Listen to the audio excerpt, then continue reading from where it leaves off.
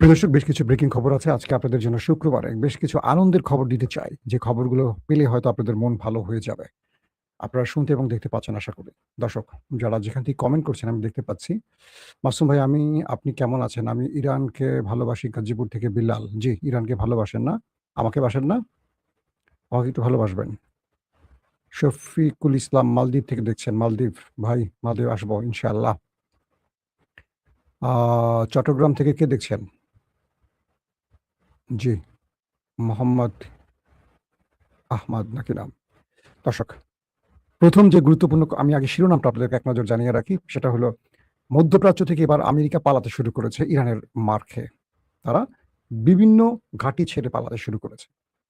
অন্যদিকে আমেরিকা মিশরে আক্রান্ত হয়ে এটা বুঝতে পেরেছে যে ইরান আর এই অঞ্চলে তাকে থাকতে দেবে না। ৩ নম্বর, গাজাতে কি বলে, গাজায় আবারও খসড়া শান্তি পরিকল্পনায় হামাস সম্মত হয়েছে এবং ইসরায়েলি বসতি স্থাপনকারীরা পশ্চিম তীরে আবারও হানা দিচ্ছে। পাশাপাশি কুয়েতে আজকেই ব্যাপক অ্যাটাক করেছে ইরানের বাহিনীগুলো। দর্শক, আমি আপনাদেরকে প্রথমে গাজা বিষয়ের সংবাদটি দিয়ে চলে যাব মূল খবরে।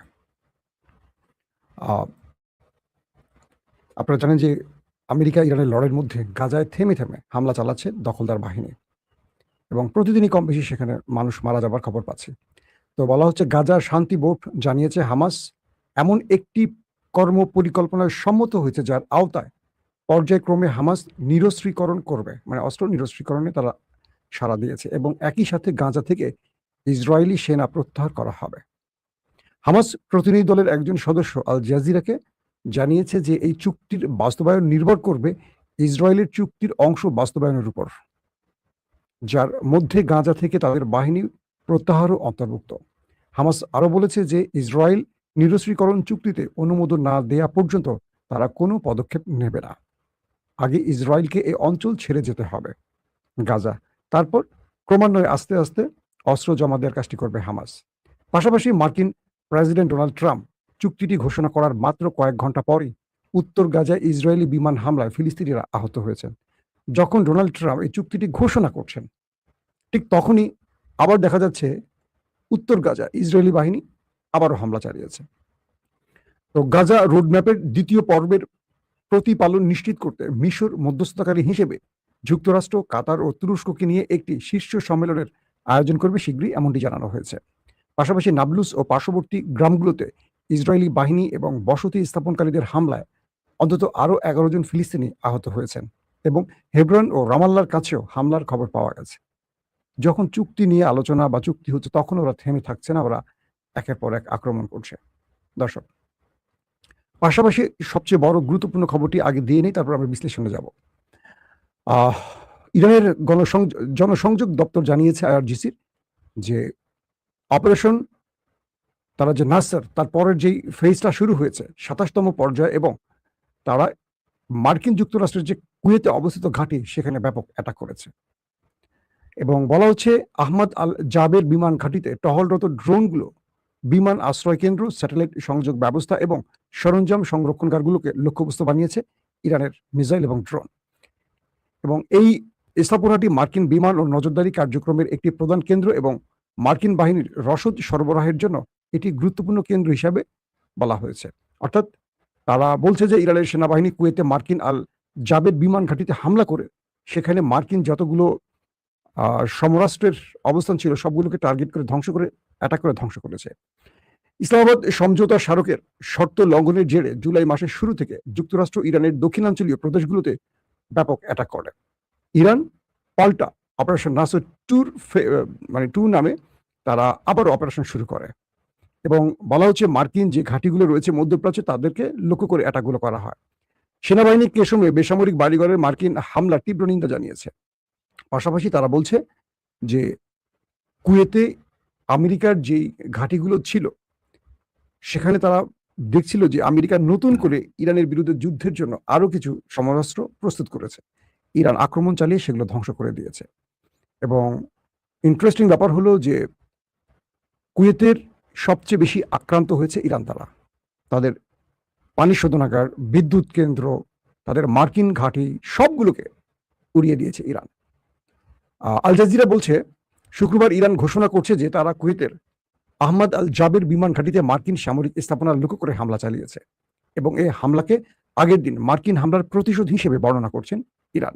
গত 24 ঘন্টা ইরানের বিরুদ্ধে মার্কিন ইসরায়েলি যুদ্ধের সর্বশেষ ঘটনাবলীর একটি সংক্ষিপ্ত রূপ এটুকু জানা গেছে যে আমেরিকা এবং ইসরায়েল ইরানের কাছে এই লড়াইতে আবারও পরাজিত হয়েছে। দর্শক, ইরানের সেনাবাহিনী জানিয়েছে তাদের বাহিনী ড্রোন হামলায় কুয়েতের আহমদ আল জাবের ঘাঁটি ধ্বংস করেছে। কৌশলগত মার্কিন সামরিক স্থাপনার লক্ষ্য করে হামলা চালিয়েছে এবং সেটাকে নির্মূল করে দিয়েছে। আধা সামরিক সংস্থা তাসনিম নিউজ জানিয়েছে তারা ড্রোন ব্যবহার করে হ্যাঙ্গার, স্যাটেলাইট যোগাযোগ ব্যবস্থা এবং সামরিক সরঞ্জাম অর্থাৎ যেখানে মিসাইল স্টোরেজ সেগুলোকে ধ্বংস করেছে। এবং এক প্রকার এইটুকু বোঝা গেছে যে ইরান তার প্রতিটি জবাব আমেরিকার চেয়ে একটু বাড়িয়ে দিচ্ছে, মানে আমেরিকা যা করছে ইরান তার চেয়ে একটু বেশি করার চেষ্টা করছে। দর্শক, মার্কিন যুক্তরাষ্ট্রের সবচেয়ে গুরুত্বপূর্ণ যুদ্ধ বিমানের নাম হলো F-35 স্টিলথ প্রযুক্তি। আপনারা জানেন যে F-35 কেনার জন্য তুরস্ক আমেরিকার সাথে বেশ দিন দরবার করছে। তো সেই F-35 জর্ডানে একটি হ্যাঙ্গারে রাখা ছিল। বলা হচ্ছে যে আমেরিকা ইরানের সাথে যুদ্ধবিরতি ঘটিয়ে নতুন করে প্রতিটি বেজে আবারও অস্ত্র আনার চেষ্টা করছিল। তাদের যেই সিস্টেমগুলো ইরান ধ্বংস করেছে, radar system, Patriot third system, প্রচুর সেনা হতাহত হয়েছে, সেখানে নতুন করে রিপ্লেস করা হচ্ছে সেনা। তো আমেরিকা কৌশলে পাকিস্তান এবং কাতারের মাধ্যমে ইরানকে প্রস্তাব দিয়ে 10-15 দিনের জন্য একটা প্ল্যান করেছিল যে এই সময়টা তারা যুদ্ধবিরতি ঘটিয়ে প্রতিটা সামরিক বেজে তারা আবার সংস্কার চালিয়ে ইরানের বিরুদ্ধে যুদ্ধ করবে। হঠাৎ করে ইরানের কাছে ইন্টেলিজেন্স তথ্য আসে যে জর্ডানে বেশ কয়েকটা F-35 এসে জড়ো হয়েছে এবং এরা রিফুয়েলিং করে যে কোনো সময় ইরানে অ্যাটাক করবে। ইরান এই তথ্যটি পেয়ে অগ্রিম জর্ডানে মার্কিন ঘাঁটিতে সারপ্রাইজ অ্যাটাক করে এবং বলা হচ্ছে একসঙ্গে, ইরানের পক্ষ থেকে বলা হয়েছে একসঙ্গে তারা 3টি F-35 ধ্বংস করে দিয়েছে। এটা এ পর্যন্ত যুদ্ধে ফেব্রুয়ারির 28 তারিখ থেকে আজ পর্যন্ত যুদ্ধের সবচেয়ে বড় সারপ্রাইজ দিয়েছে আমেরিকাকে ইরান। ইরান বলছে আমরা 3টা F-35 ধ্বংস করেছি। শুধু 3টা নয়, সেইখানে থাকা হ্যাঙ্গারে আরো বেশ কয়েকটাকে আমরা ক্ষতিগ্রস্ত করেছি। মানে কোনোটা 40% ধ্বংস, কোনোটা 30% ধ্বংস, কোনোটা 70% ধ্বংস, অর্থাৎ সেগুলোকে ব্যাপক ক্ষতির মুখে ফেলছে বা সেগুলো ধ্বংস করছে।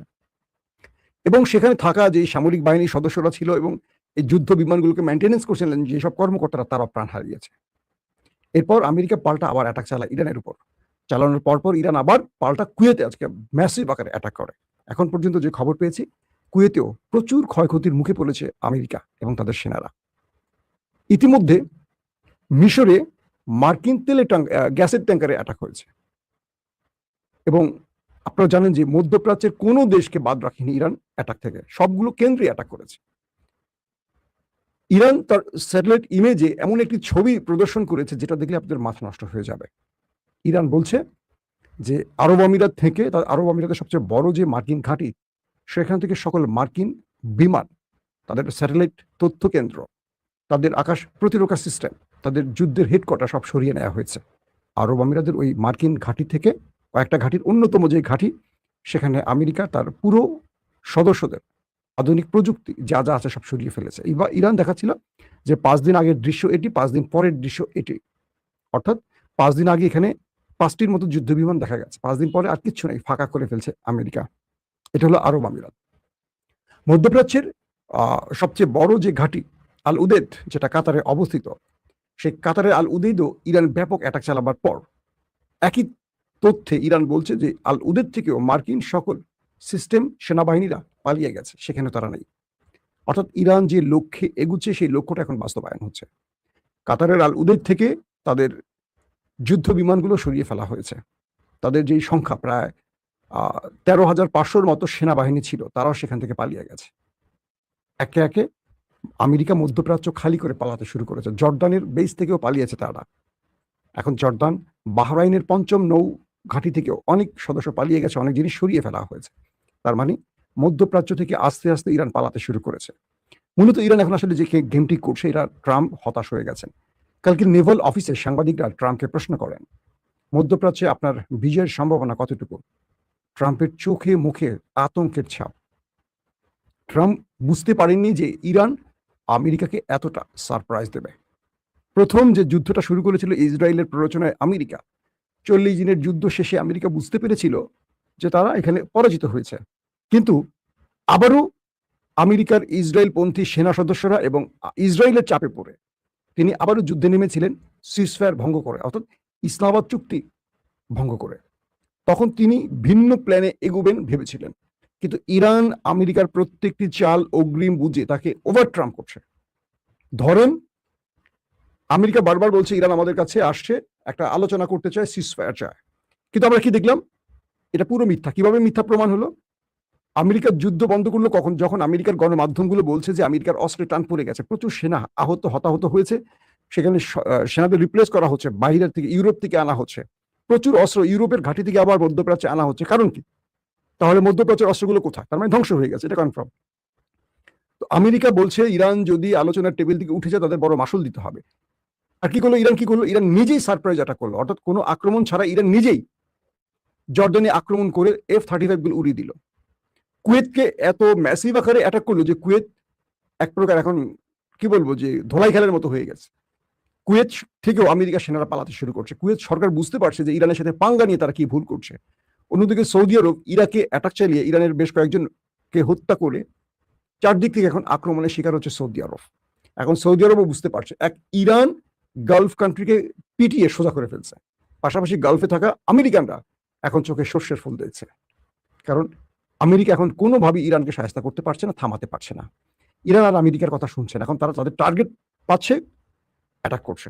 সিআই সদস্যরা, মার্কিন গোয়েন্দা সংস্থার সদস্যরা বিভিন্ন জায়গায় আত্মগোপনে আছে, সেখানে ড্রোন গিয়ে হিট করে তাদেরকে উড়িয়ে দিয়ে আসতেছে।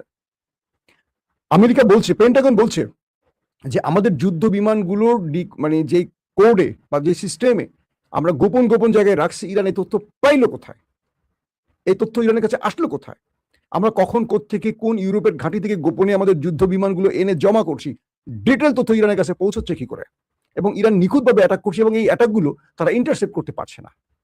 অর্থাৎ আমেরিকা তার প্রতিরক্ষা ব্যবস্থার এত দুর্গতি, ইরানের মিসাইল এবং ড্রোনগুলোকে তারা ইন্টারসেপ্ট করতে পারছে না। ইরান তার ঘরে বসে একটা ড্রোনকে বা একটা মিসাইলকে নেভিগেশন অন করে, জিপিএস অন করে যেই টার্গেট বলে দিচ্ছে সেই টার্গেটে হিট করে ধ্বংস করে চলে আসছে। পৃথিবীর সবচেয়ে বড় প্রযুক্তির, উন্নত প্রযুক্তির মালিক আমেরিকা এখন ইরানের কাছে পরাজয় ছাড়া কিছু দেখতে পাচ্ছে না। উল্টো মধ্যপ্রাচ্যের ঘাঁটি ছেড়ে এখন তারা পালাতে শুরু করেছে। তার মানে কি বুঝতে পারছেন? আরবরা বুঝতে পেরেছে যে ইরানের সাথে আমেরিকা পারছে না। আরবরা বুঝে গেছে। এখন আমেরিকা নিজেই পালানো শুরু করছে আরবদেরকে ছেড়ে, যে আরবদেরকে রক্ষার নামে আমেরিকা এসে পেট্রো ডলারগুলো পকেটে নিয়ে বাড়ি চলে যেত। আজকে আরবরা দেখলো এটা। আবার দেখবেন আরবরা এখন ইরানের কাছে এসে বলবে আমরা চুক্তি করতে চাই। সৌদি আরব তার বিশ্বাসঘাতকতা শাস্তি পাচ্ছে। তার তেলকূপগুলোকে একটার পর একটা জ্বালিয়ে দিয়েছে হুতি এবং ইসলামিক রেজিস্ট্যান্স। কেমন লাগে এখন? তুমি ইরানের সাথে মানে আলোচনা করছো, চুক্তি করতে চাও, আবার আমেরিকার সাথে সম্মিলিত হয়ে অ্যাটাক করছো। তুমি হুতিদের উপর বা ইয়েমেনে অ্যাটাক করছো। তুমি পারলে ইরানের সাথে পাঙ্গা নাও। তোমার আব্বা আমেরিকায় তো পাঙ্গা নিয়ে এখন পালানোর চেষ্টা করছে। ইরান বলছে যারা বিশ্বাসঘাতক তাদের শাস্তি হবে। ইরান কাউকে ছাড়বে না, এবং ইরান এটাও বলে দিয়েছে আমেরিকার সাথে তার আলোচনা নয়। আলোচনা কোনোভাবেই আমেরিকার সাথে তারা এগিয়ে নেবে না, কারণ আমেরিকা বারবারই বিশ্বাসঘাতকতা করছে। এই অবস্থা